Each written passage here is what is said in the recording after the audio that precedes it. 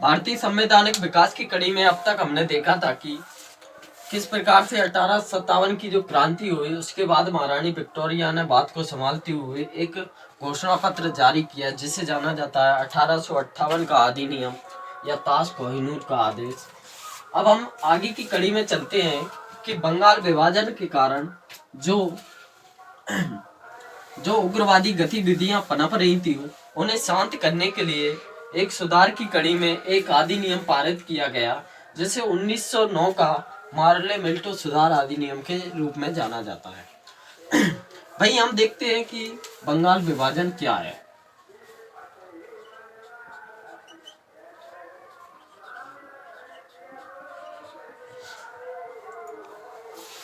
बंगाल वर्तमान में जो भारत है वो भारत कई गुना बड़ा था। जब ईस्ट इंडिया कंपनी भारत में थी तो भारत कई गुना था।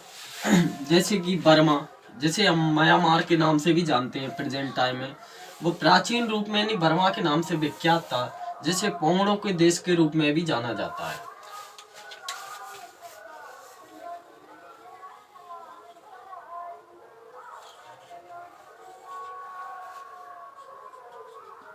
बंगाल कुछ इस प्रकार का था जिसमें हम देखते हैं कि भारत कुछ इस प्रकार था जिसमें कि हम देखते हैं बंगाल प्रांत जो प्रेजेंट टाइम में बांग्लादेश है वो बंगाल देश के नाम से विख्यात था। बंगाल एक भारत का एक प्रदेश था जिसे हम आज प्रेजेंट टाइम में पश्चिमी बंगाल भी कहते हैं। पूर्ण रूप से ढाका वगैरह सब ये इसी में सम्मिलित थे भारत में। तो हम देखते हैं कि 1905 में पूर्ण रूप से जो बंगाल है वो राजनीतिक चेतना का एक केंद्र बन चुका था। यानी कि जितनी भी गतिविधियां राजनीतिक चेतना की हो रही थी वो बंगाल में से केंद्रित होती चली गई और यही कारण था कि अंग्रेजों के लिए बंगाल का विभाजन करना पड़ा।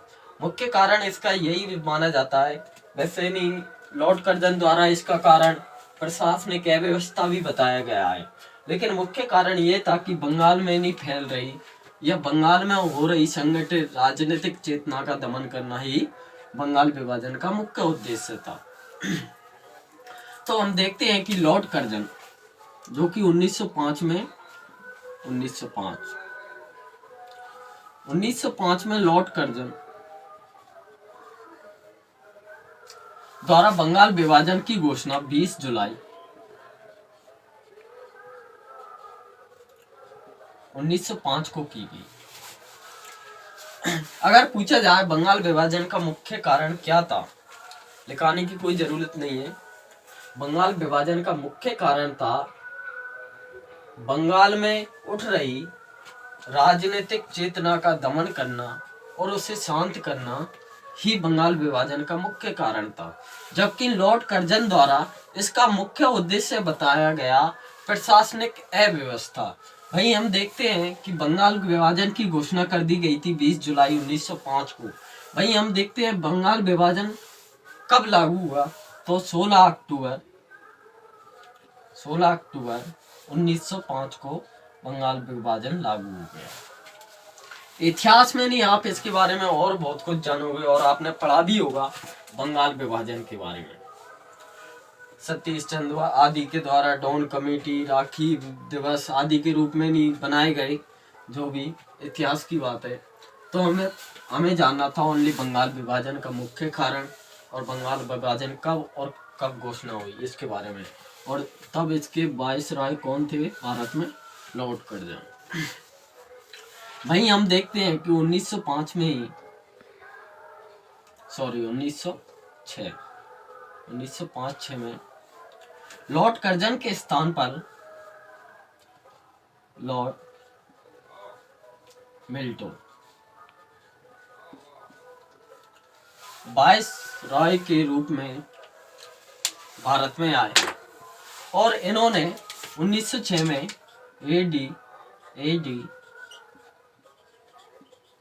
अर्डेल के अधीन एक कमेटी नियुक्त की और 1908 में इसके लिए स्वीकृति मिल गई और ये आगे चलकर कहलाया 1909 का मार्ले मिल्टो सुधार अधिनियम। मार्ले मिल्टो सुधार अधिनियम।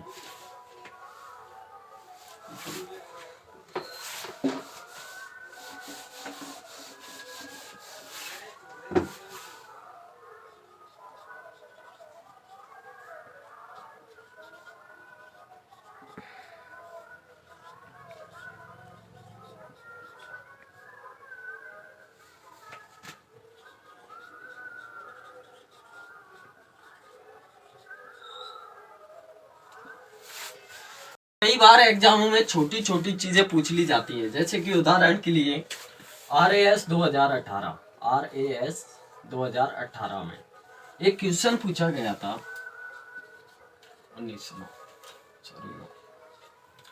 एक क्वेश्चन पूछा गया था कि मार्ले मिल्टो सुधार अधिनियम 1909 में भारत सचिव और वाइस रॉय के बारे में पूछा गया था। तो ये थे अपने भारत सचिव।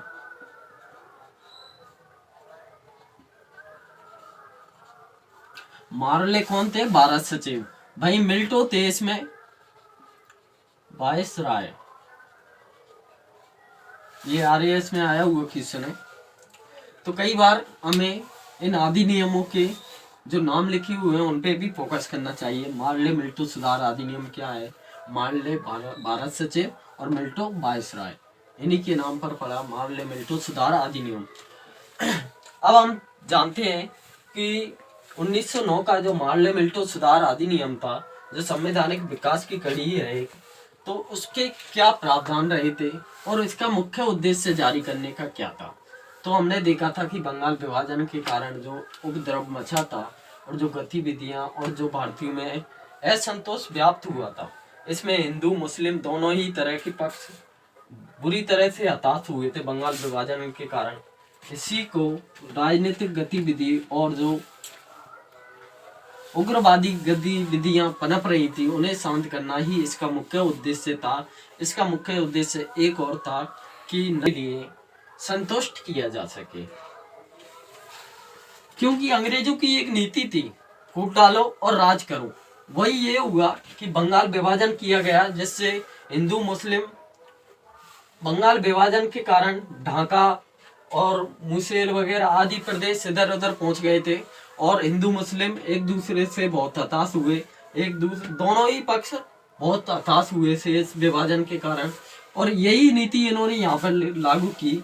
इसके कारण क्या, नरम दल और उग्रवादी गतिविधियों वाले लोगों में फूट डाल दी गई और इस प्रकार से अंग्रेजों की फूट डालो और राज करो नीति अपनाई गई। अब हम देखते हैं मार्ले मिल्टो सुधार अधिनियम 1909 के मुख्य प्रावधान, जिसमें हम देखते हैं कि इस अधिनियम के द्वारा प्रथम बार भारत में चुनाव कराए गए। क्या हुआ? भारत में प्रथम बार चुनाव।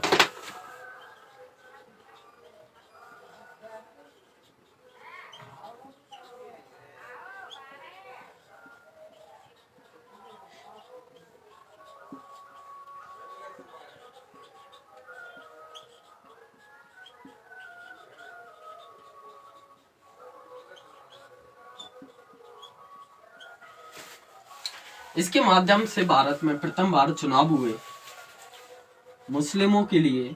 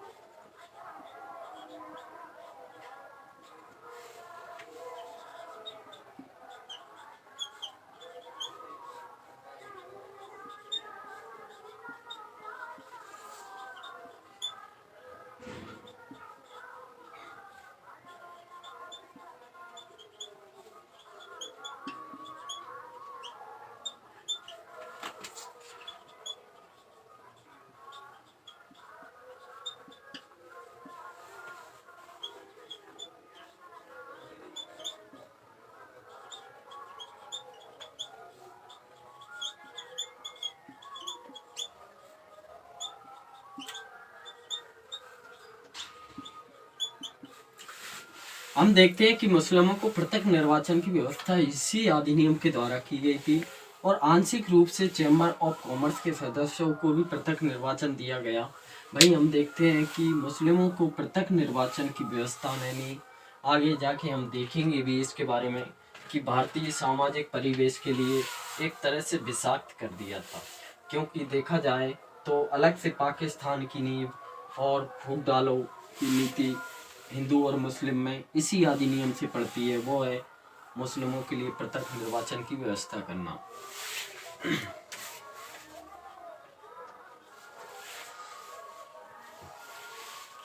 स्टॉप करिए।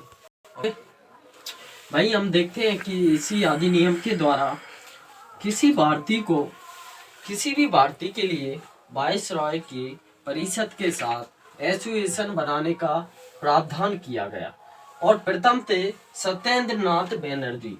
हम लिखेंगे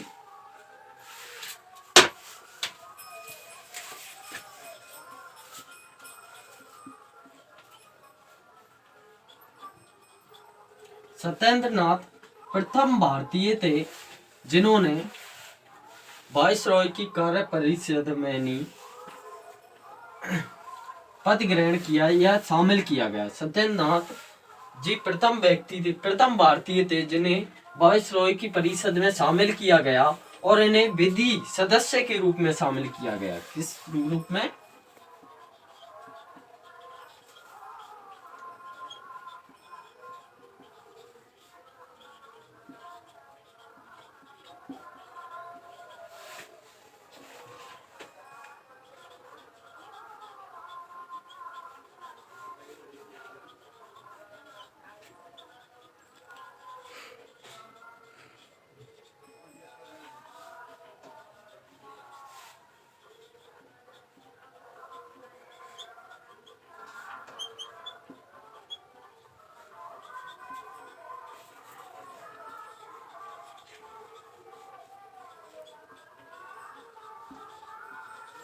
अर्थात कि वायसराय की कार्य परिषद में शामिल होने वाले प्रथम भारतीय कौन थे? सत्येंद्र नाथ जी। और इन्हें किस रूप में नहीं शामिल किया गया? विधि सदस्य के रूप में इन्हें शामिल किया गया। भाई हम देखते हैं कि 1909 के मार्ले मिल्टो सुधार अधिनियम के बारे में कुछ विद्वानों की कुछ कथन रहे, उनके बारे में जानेंगे। हम देखते हैं सबसे पहले मार्ले, जो कि भारत सचिव थे, उन्होंने इसके बारे में क्या कहा है? उन्होंने कहा है कि इस अधिनियम के द्वारा भारत में किसी भी प्रकार से अगर संसदीय व्यवस्था स्थापित होती है तो उससे मेरा कोई भी वास्ता नहीं, अर्थात कि उसमें मेरा कोई भी हाथ नहीं होगा और इसमें मेरा कोई भी रोल नहीं होगा अगर भारत में इससे संसदीय व्यवस्था स्थापित होती है। भाई मिल्टो का प्रमुख कथन था इसके बारे में कि सतह के नीचे जो राजनीतिक अशांति का जो गुब्बारा दबा हुआ है, जो बुलबुला दबा हुआ है, उसमें नहीं बहुत कुछ नितांत और बहुत कुछ उचित है। अर्थात कि भारतीय जनता में जो अशांति व्याप्त है, उसमें जो छुपी हुई राजनीतिक व्यवस्था है, उसके प्रति जो भारतीयों में नहीं जो सजगता है, उसमें बहुत कुछ उसमें उचित और निशांत है। अर्थात कि मिल्टो के लिए भारतीय भावनाओं का समर्थक भी माना जाता है, भारतीयों के प्रति भारतीयों की भावनाओं का समर्थक भी माना जाता है मिल्टो के लिए। भाई हम देखते हैं मजूदार के बारे में।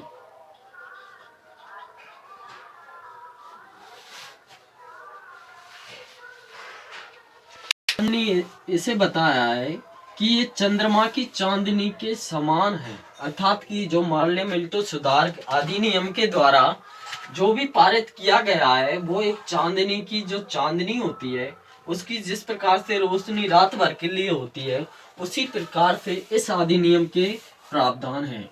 भाई हम देखते हैं कि के.एम. मुंशी ने